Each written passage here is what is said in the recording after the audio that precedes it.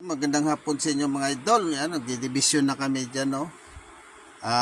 Bali, dalawang karto nga pala yan sa taas mga idol. Ayun, no? Maglalagay na kami ng division sa dalawang kwarto na yan, idol. Hinati sa dalawa, idol. Meron pang kunting sala dyan, idol, sa labas.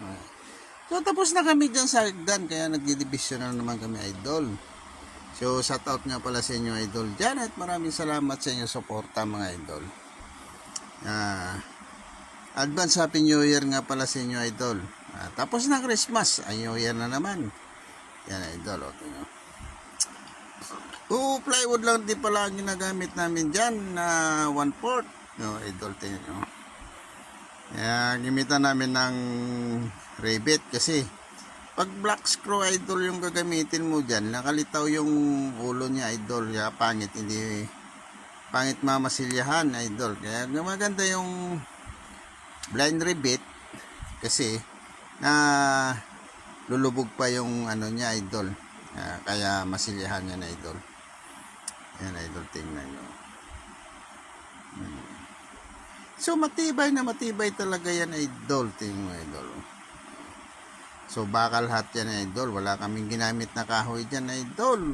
Idol, magandang hapon sa inyo lahat. At shout out sa inyo mga kaibigan natin dyan. At mga idol natin dyan. Mga friends natin sa Facebook. Shout out sa inyo lahat, idol.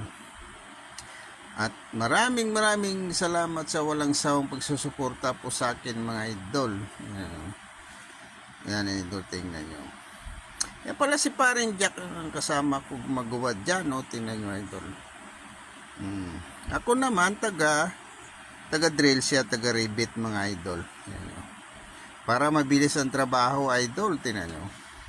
So dalawang division nga pala dyan, idol, yung ginawa namin dyan, idol, dito sa harap, kasi dalawang pinto po yan. Tapos yung ginagawa namin yan yung division sa gitna, idol, ng dalawang kwarto. Partition niya, idol.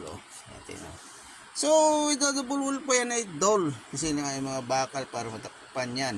So hanggang dito na lang, idol, at maraming salamat sa inyo lahat. Hanggang saan man kayo, maraming salamat sa inyo, idol. God bless inyo, idol. Bye.